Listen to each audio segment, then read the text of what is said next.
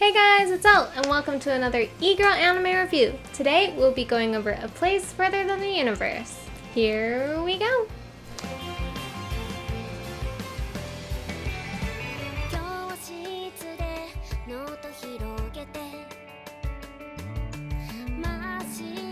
Guys, this anime is so cute. You don't understand. It's super cute.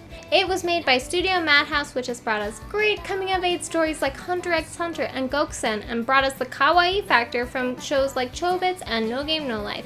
So they definitely have the credentials for a super kawaii coming-of-age story, and boy did they deliver. The music was super nice, the intro was super cute, but my favorite part about the intro song was definitely the cutesy little animations of them running around with penguins. It was just, you guys, I keep doing this move because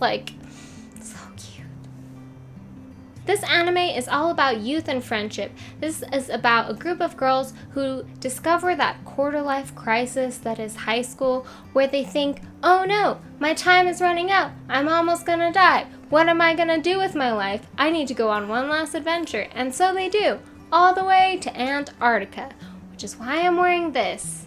And I'm gonna take it off, because it's 90 degrees outside.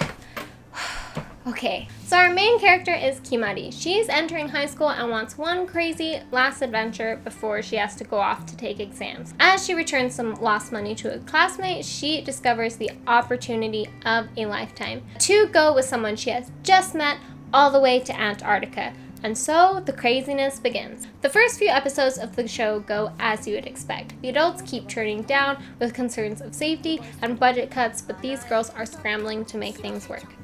They finally get the help of a lonely idol girl and a high school dropout, and they form a crew that is going to be the streaming ambassador for the trip. This show hit me pretty hard because it's really the embodiment of what could have been.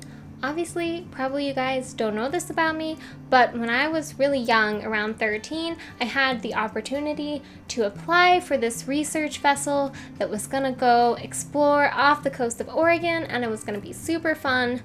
But due to budget concerns and the idea that they didn't want to put 15 horny teenagers on a boat for a month, the trip was canceled. So this really is kind of what could have been. This is all of my dreams come true.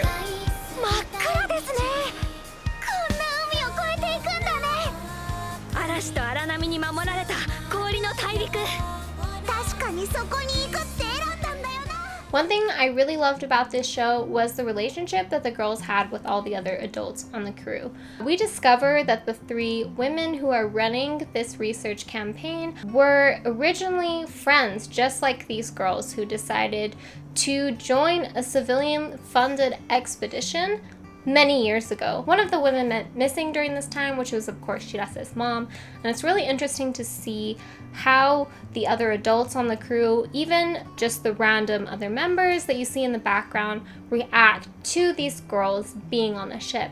You'd think that there would be some hesitancy or animosity towards them, but I really like how even in the random crew members you can see that they really warm up to these girls, and they also experience a sense of healing in seeing them experience this trip for the first time.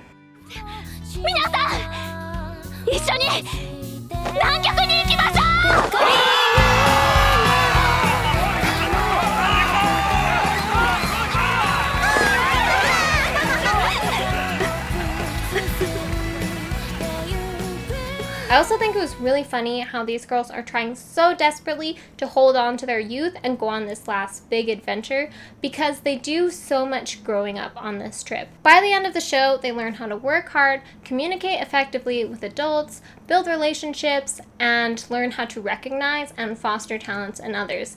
And I think that it was really neat that this is kind of a part of childhood that we don't really talk about. Of course, we grow up and of course we learn new things, but I think that the process of that is always really fun to watch, and part of the reason why slice of life high school kid growing up anime is so popular. And they did a really nice job of representing it. I also like how it touched on the subject of old friends. Again, this isn't really a topic that a lot of people think about or even want to acknowledge, because as you go through schools, and especially in Japan when you go through different high schools and different middle schools from people in your area, you really transfer friends quickly. And I think that it's easy to get stuck on certain friends or feel that only one group of friends really understood you, and a lot of people kind of get stuck. And this show did a good job of showing how to break out of your comfort zone and how to learn how to talk to others and not be afraid to make new friends. 友達って言葉じゃないと思うから。それよく聞きますけど、じゃあ何なんです？お前な。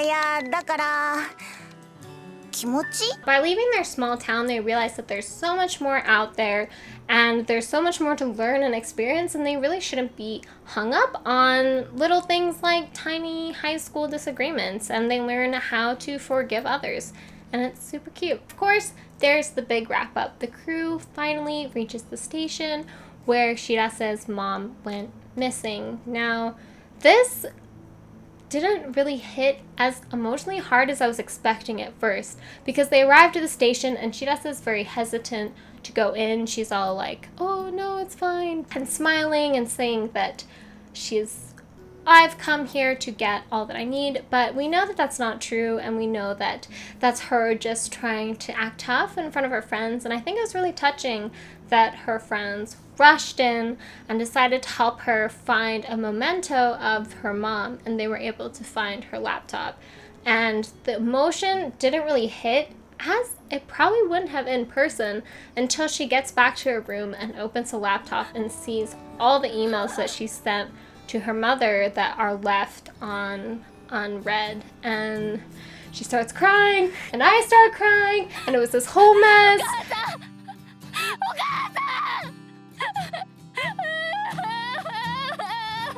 And yeah, it's just, I'm like tearing up again, but it was just really good. There's a lot of emotion there that even if you haven't lost a parent, a lot of people can connect with the feeling of having lost a mentor, and they did a really good job of kind of showing the emotional stages of grief in the show. Of course, when Toda-san replies at the end with a picture of the Northern Lights, I completely lost my crap and just was blubbering like a baby.